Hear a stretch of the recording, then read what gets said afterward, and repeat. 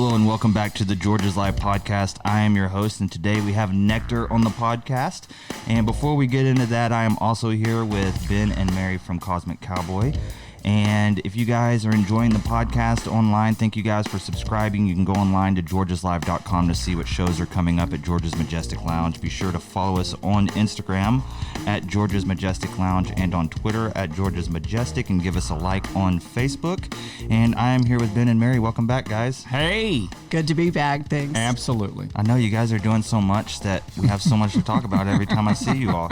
It's all good. Yeah, absolutely it is. So we have Nektar coming on the podcast in here in just a second. And Ben, we kind of talked about it before, but kind of give the people a quick little blurb about Nektar.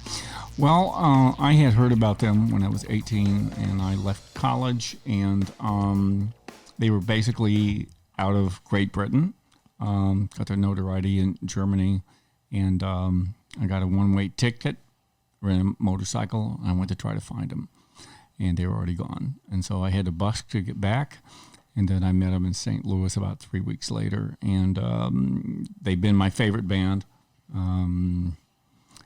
for forever. Yeah, I'm retirement age, so, and I was 18. Yeah, so, over 20 years. Yeah, right. So, well, cool. Well, we'll give them a call and get them queued up here on the podcast. All right, I am here with Nektar on the Georgia's Live podcast. Welcome. Hi. Hey, how you doing, man? I am doing well. Thank you for coming on. You've got a show here on March 8th, and I have the Cosmic Cowboy crew here to kind of talk about that show and your guys' history and what you guys have been up to with the new album and everything. So I appreciate you coming on. Let's go ahead and dive right into it. You have a new album coming out, The Other Side. Let's go ahead and dive into that a little bit here with Cosmic Cowboy. Let's talk about that for a little bit. How's that been since that's came out? It's moving right along. In fact, visually, it moves along quite a bit. Is that you, Mick? Yeah, it's me. Okay, cool. That's me. Yeah, I updated our story a little bit. They fall in love and I'm on fire. They do get married. She does die. We don't explain how. And it doesn't really matter at this point. But he starts in Skyrider looking for her up in the sky by writing letters in the sky. Nice. She is seeing him, but he doesn't know that. So life goes on, and he's now after the war, and he's flying a bomber. Oh, wow. He is a pilot. And they both loved music. That was the basic thing at the very beginning. They both loved music. And he decides, okay, the only way I'm going to find her is to die myself. So there comes the Cosmic Cowboy logo. and Ben knows exactly what I'm talking about. Yeah. And so that ends that visual. And now, love is explained in Love Is, which is very simple. We know what love is, but their love was kind of very special, and it was music. Mm-hmm. So he goes looking for her, apparently on the other side. Oh, nice. Where he meets all the influences of his life, classical musicians, and then I transfer it to all the influences in Nektar's lives, which includes all the musicians that have died that we've retained a little piece of music from somewhere in our music. That's awesome. Hey, Mick, explain what you do. What I do, Yep. I try to give the audience a foundation on which to think about how that music is a story being told. Through film and a light show. Yes. Right. Kind of talk about that light show a little bit. That's something that's a big part of your guys' live set. Can you kind of talk about where that came from and who does it and everything? Where it came from? Well, yeah, I started doing light shows back in the 60s, late 60s. I was resident at the Roundhouse in London, and Floyd had just brought out Source Full of Secrets, and I'm doing slides and liquids to live bands. And I got invited to do festivals, and it went from there. What I was doing was playing the projectors, not just letting them sit there and flop around and blah, blah, blah, with no synchronicity with what was happening on the stage. So, yes, I follow the music, and I add to that a backdrop to tell the story. Nice. Yeah. It's nice to add that extra visual element. I think the more senses you activate at a show, it seems to be the Sure. a little bit more adds to the environment. And because I was in Europe with all the different languages, it didn't matter where we went. Visually, they knew what we were singing about. Nice. So that's why me and Mo and Roy collaborated on writing a lot of this stuff. That's super cool. You guys have been around for, you're celebrating your 50th year being together. Absolutely. Ben's telling me this is your guys' first time to play the South? In Arkansas, yeah. We didn't get to play much in the South because, sorry, but most of them was on into prog or our kind of music, or weren't in the prog. Yeah, right. So we're calling this retro prog. I'm calling this retro prog. I'll trademark it if you want. But the kind of what music we're playing is retro prog, but it's brought up to date. It's like the PC Cruiser of music, Yeah, absolutely. I kind of want to let's dive into prog rock as a genre. And when you guys started, was there a lot of bands that were kind of doing what you guys were doing in that genre and the experimental, mixing the visuals and the kind of your guys' lyrical content being so, I guess, like majestic, you might say, and kind of out there, the space and stuff like that, and kind of coming from a deeper place. Was that something that was pretty common? There was no prog rock when we started. We were unique doing what we were doing because it wasn't. We crossed quite a few genres of music within one set, Yeah. It became our sound, though. It was our sound. Didn't matter what we played. It sounded like Nektar. So you tell me. We get a better view from the audience. Yeah, that's cool though that you guys took that step into almost uncharted territory to kind of do your own thing and put your flag in the ground as your own style of music by infusing so many different ones. Well, that's why there's too many choices now. Everything's got to be pigeonholed. We're musical musicians. We play music, and I play lights. Who was your guy? And we put it together. That's all. Who was your who was the band's influences when they first started? Was there any other bands that kind of sparked it? I know you guys being the first in that particular kind of wheelhouse. The biggest influence was probably the Beatles. Nice. Yeah. Vanilla Fudge, a little Floyd. Yeah. Even a little Grateful Dead. a little Moody Blues. Definitely. So, at one point in the band's career, there was a little a break of like 18 years, and then coming back together. Can you kind of talk about what that experience was like, coming back together again, making music? Yeah, the wilderness years. Yeah, the wilderness years. How was that coming back together and playing music and everything again? It feels great. I mean, we had a 26-year hiatus between when we quit in '78 and actually Roy quit, I think, in '80, and until 2002 when we got back together for Prog Stop. We did Prog Stop. That was Nearfest. Nearfest, yeah. Sorry. And for Nearfest, and then we played a few gigs over here.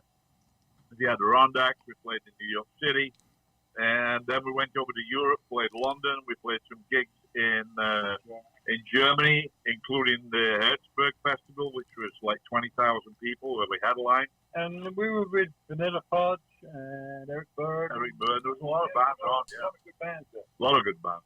But we were headlining, and it was great. We had a good time. And then when we came back to the States, I re-retired. And you re-retired as well. Well, when you leave the band, I leave the band. Yeah, we're retired at the yeah. We are retired. So then, fast forward to at the end of 2018, we started following Roy's death. Yeah, that disrupted Nektar, period, obviously. Yeah, then Ron came to me and said, "We hope to put a band together." So I said, "Sure." So I called Mick.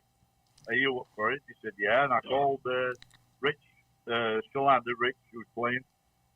He played with us in 1978, and we had a lot of music left over from that time. And so the three of us, me and Ron and Rich, got together in a studio in Trenton, a friend of ours, John Buck Curling. And the first time we played, it just sounded great. So we decided to move forward. We got Randy Dembo to join, and we got Kendall right at the very end. We'd already been playing with the four of us, and then we added Kendall, and Kendall was a great addition. That just gelled the whole band. I agree. So now we have a jam band again. You know, we put out some good music. The album came out, and it's selling very well. I think in Europe we've pushed out about 3,000 copies already. I don't know what it's done over here. We're good. Number one on the prog charts on Amazon. Yeah, we're number one on the prog charts for Amazon Right. for about 3 or 4 weeks now. Yeah, that's amazing. I mean, your new album, The Other Side, is doing so well. Do you guys feel like now is actually your time? I mean, you made this It comeback. could be. I mean, you know, I'm going to say yes. I Okay. would say I don't think there's one bad track on the album. I think they're all strong. I'm very, very, very, very impressed with how it came out. Our engineer was awesome. He was able to do everything we wanted to do. The guy who did the mastering, Leon, from Australia, Leon Devos, he was awesome. He worked with us until we got it right. We have a different mastering on the single, different mastering on the vinyl, and then different mastering again on the CD. And that's why it sounds so good, because Interesting. we got the best of the best working with us. It just fell into place for us, you know.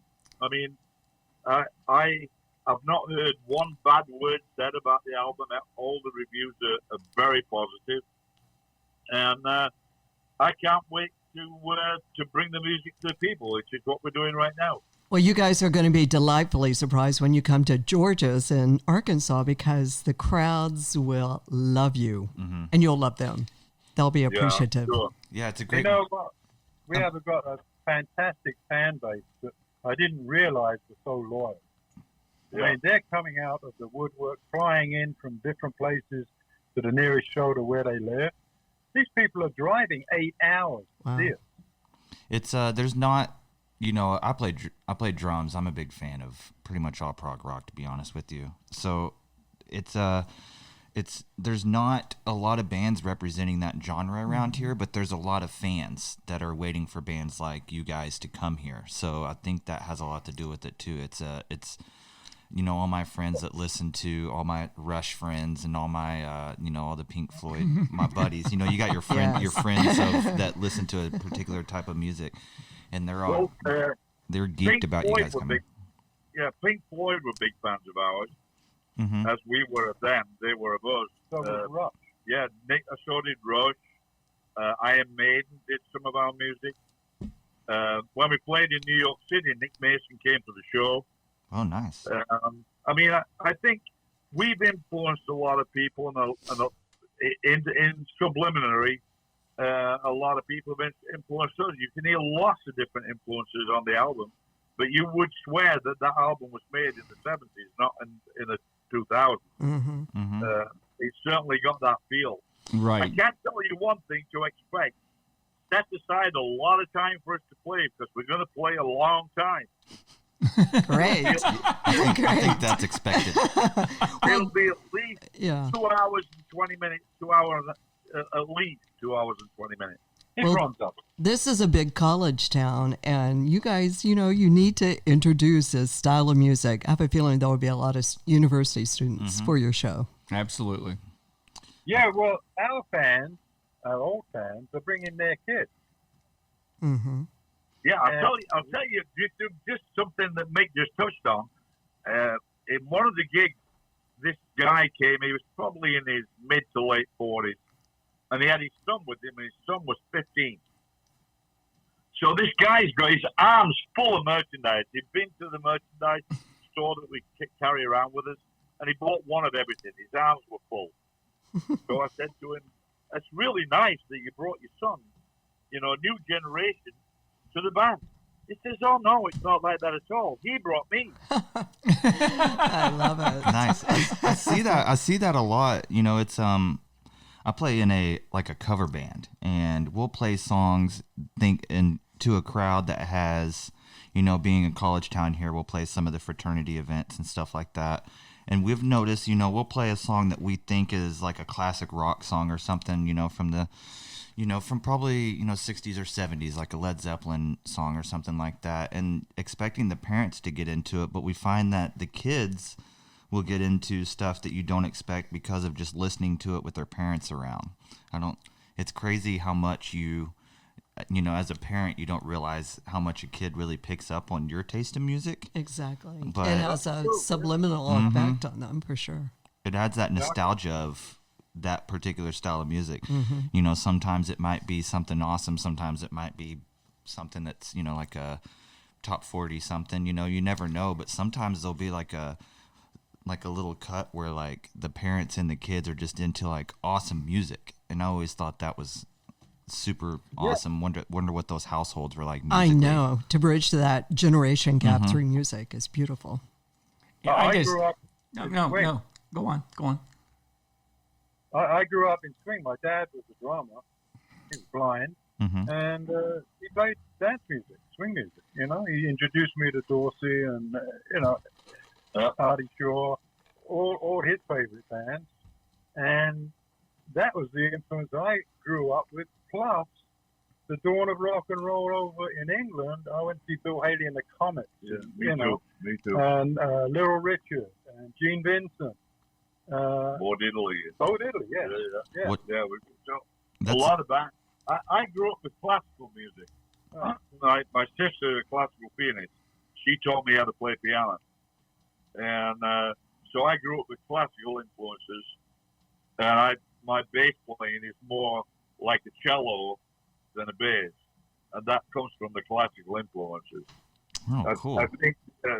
I think we were very lucky to grow up when we did, because we could forge our own direction. It wasn't until years later that they called us prog, because prog wasn't around. There was no such thing as prog music. Yeah. So we're happy to represent prog if that's what it is. I think I brought prog to the band anyway. Yeah. Because it was art rock in London. Yeah, art rock. That's what it was known as back then. I bet that was a crazy place around that time with that musical climate right there. It was insane. Middle Earth was the center of that culture. Okay, the hippie culture that spread over from the States to England. That contingent would gather at Middle Earth at the Roundhouse, and it was a gathering place. Yeah, Soft Machine played it, and Spanish Chariot, etc. Yeah. Had a lot of different influences. Jefferson Airplane came, and I saw Joshua Light show. What was it like when you guys came to the States? What was that experience like? Well, that was awesome, man. If the distances were to stand big, it'd be a much better place. Yeah, I think. But when we came over here, we brought a stereo sound system with us that they weren't accustomed to back then. It was a Midas Martin system, but the music over here, you could find 20 stations playing good music. People are very in tune with the music. They would clap after nice instrumental passages. you could tell they were really, really listening to what we were doing. And we decided right then that we wanted to live here. It's really interesting to hear that point of view, because a lot of people that I'll interview are from here and they'll go overseas, and it's interesting to hear about their experiences because they'll play somewhere, and they'll say that the crowd is just insanely quiet and really tuned into what they're doing, and here they're jumping up and down and going nuts and stuff. So the artist will, it's a different thing, and it's interesting to hear the point of view coming from over there to over here. Exactly. Yeah. And how music is taken in a group setting is a little bit different. And Mo, Mick, I think what was interesting about your music too is whenever you came over here, we were in this whole era of psychedelics and open-mindedness, and your music and light show really fit what was going on in the United States. So we'll see. Well, tell the story of that with Recycle, because funny enough, you play Recycle today and it stands strong on its message. Yeah. Wait till you see It's All Over visuals. And that's from and that's from 75, right?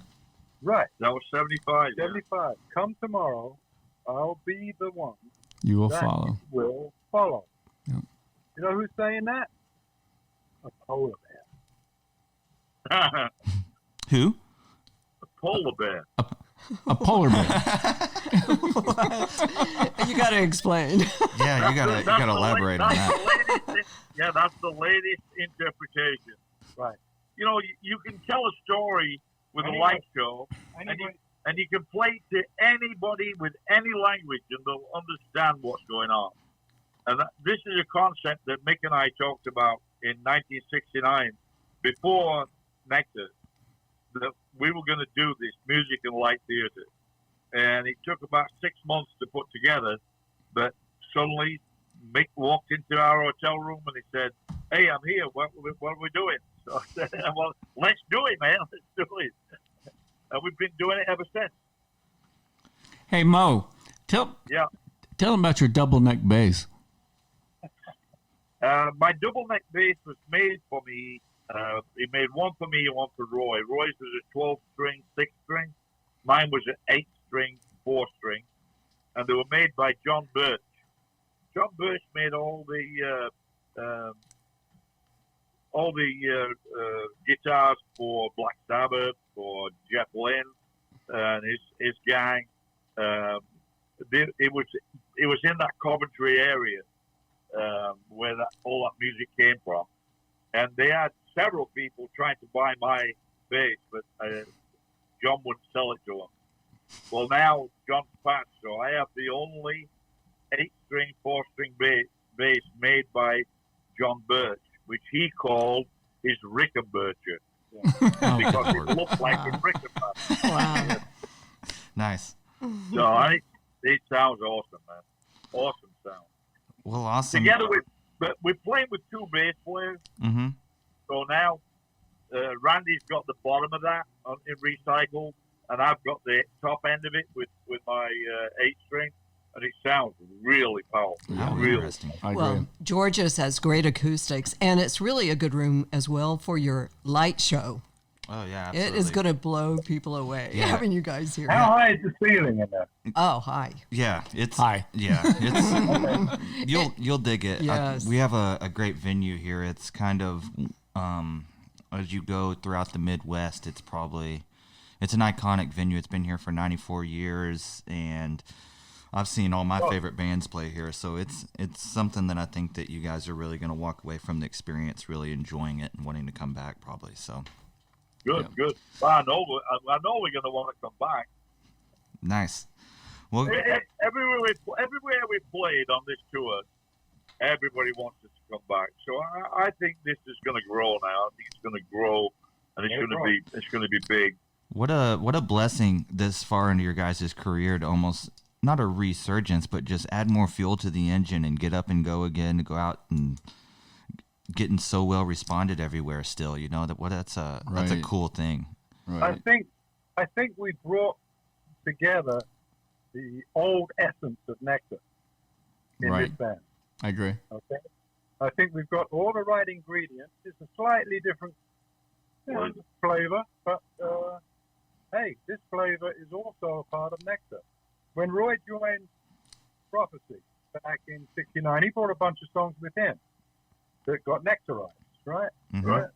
New Day Dawning was one of his, yeah. Mhm. And a lot of what was on sounds like this, the rock and roll. That's the Roy part of it. Well, he's no longer with us, but he is. But He he's is. still with He's us. still with us. Yeah, Definitely. carrying him on through the music. That's awesome. Well, guys, Yeah, he was definitely with us in the studio. Yeah. You could feel his presence. It was awesome. that's crazy. That's cool. Well, That guys, was great. Well, hey, it's the other side. Arkansas cannot wait to welcome you here. Rest up, and we will just be ready to have an amazing show from you. And get ready for some good food. Good food's good as well. yeah, you guys eat every day, multiple times. How many people can you get into George's without them standing in front of the projector? About 700 to 750, somewhere in there. We get that. In here, yeah, Okay. in Georgia's. So So let's shoot for 725 then. yeah, that's what I should have said. So thank you guys for coming on the podcast. I really appreciate it. We're looking forward to the show and looking forward to We're having you looking guys. forward to coming down there. Awesome. Yeah, the band's really playing well right now. We're really looking forward to coming down. Every night, the band is playing better and the light show gets better. Mm. So whatever you saw back in New York, you're going to be in for a surprise by the time we get to St. Louis and Fayetteville. Oh, up at the Iridium? Yeah. Yeah. It was a great show. It was just a very, very small venue, you know. Yeah, but we've come a long way since then. Okay. Yeah, the band, Oh, the this band's is perfect. It's tight as hell, and they're jamming. It's going great. Great, guys. Well, I appreciate it. Thank you for coming on, and we'll chat with you guys soon. Okay. All right. Great. See you soon. Thank you. Awesome. Thank All you. right, boys. All right, bye. So super interesting. Yes. This band is iconic in the prog rock world, the rock and roll world, and influenced a lot of probably everybody's favorite bands in classic rock and roll. So I think it's going to be a good one. Yeah. I think kudos to you for bringing them here, man. That's going to be It's going to be something. it's going to be something. So And don't forget the VIP package that's going to happen. I think Ben is going to play a song or two with them. Yeah. What is we're that gonna- all going to be about? He mentioned an album called Sounds Like This, which was recorded in a room less than the size of this. And it's just basically rock and roll. I mean, 3-chord rock and roll nice. about, bad relationships and that kind of stuff. Yeah, that's what rock and roll is made of. But this time with a light show. Yeah, so, well, awesome, guys. I'd like to thank Mary and Ben and Nektar for coming on the podcast. I'd like to thank you guys for listening. It's been a blast on these episodes. Got to talk to so many awesome people. If you guys go online to georgeslive.com/podcast, you can stream all the last podcasts from there. Any podcast outlet, tell your friends, and be sure to go online to georgeslive.com. There you can get tickets for the March 8th Nektar show, as well as any other shows. If you guys want to purchase a table, you can call 479-527-6618. Be sure to follow us on social media on Facebook at facebook.com/George's Majestic Lounge, on Instagram at George's Majestic Lounge, and on Twitter at George's Majestic. Thank you guys for listening to the podcast, and we will see you next time. Okay.